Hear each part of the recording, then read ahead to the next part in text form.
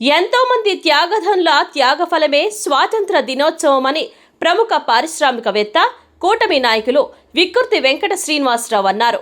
అవనిగడ్డలోని 1వ వార్డులో గల విక్కుర్తి వెంకట శ్రీనివాసరావు కార్యాలయంలో శుక్రవారం ఉదయం 79వ స్వాతంత్ర దినోత్సవ వేడుకలను ఘనంగా నిర్వహించారు.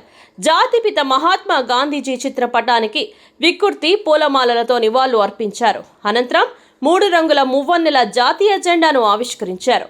ఈ సందర్భంగా విక్కుర్తి శ్రీనివాసరావు మాట్లాడుతూ, ఎంతో మంది త్యాగధనుల త్యాగఫలం కారణంగానే స్వాతంత్రం వచ్చిందన్నారు.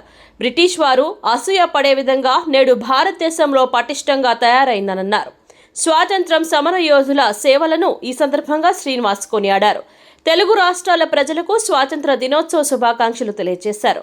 ఈ కార్యక్రమంలో విక్కుర్తి రాంబాబు, న్యాయవాది విక్కుర్తి రామకృష్ణ, పులిగడ్డ మాజీ సర్పంచ్ దాసి హాజీబాబు, పులిగడ్డ చంద్ర, బర్మా శ్రీనివాసరావు, రేపల్లె ముసలయ్య, బర్మా బుజ్జి, పోతన ఆంజనేయులు, పోతన మహేష్, విశ్రాంత ఉపాధ్యాయులు కోసూరు పూర్ణచంద్రరావు, భూపతి నాంచారయ్య, రేపల్లె ఈశ్వరరావు, భూపతి సాంబశివరావు, ఎస్ పున్నయ్య చౌదరిలతో పాటు విఎస్ఆర్ యువసేన సభ్యులు, యువకులు పెద్ద సంఖ్యలో పాల్గొన్నారు. ఉత్తరాన ఉన్నతమై హిమగిరి శిఖరం, దక్షిణాన నెలకొన్నది హిందూ సముద్రం, తూర్పు దిశ పొంగి పొరలి గంగా సంద్రం, పశ్చిమాన అనంతమై సింధు సముద్రం.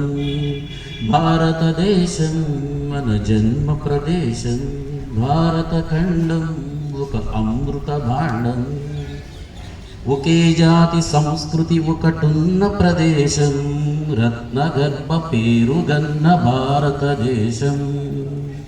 ఒకే జాతి సంస్కృతి ఒకటున్న ప్రదేశం, రత్నగర్భ పేరుగన్న భారతదేశం. ధీర పుణ్య చరితలున్న ఆలయ శిఖరం, సత్యధర్మ శాంతులున్న ప్రేమ కుటీరం.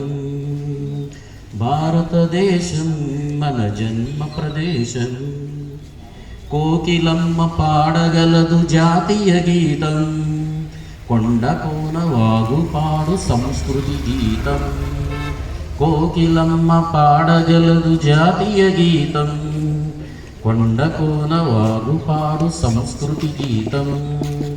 గుండె గుండె కలుసుకుంటే సమరస భావం, గుండె గుండె కలుసుకుంటే సమరస భావం, చేయి చేయి కలిపితేనే ప్రగతుల తీరం.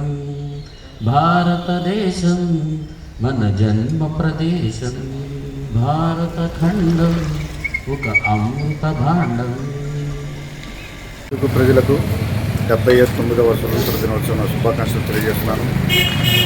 మన పూర్వీకులు ఎంతో త్యాగాలతో మనం సాధించిన ఈ స్వతంత్ర దినోత్సవం బ్రిటిషర్స్ వెళ్తూ ఎన్నో అవహేళనగా మాట్లాడారు.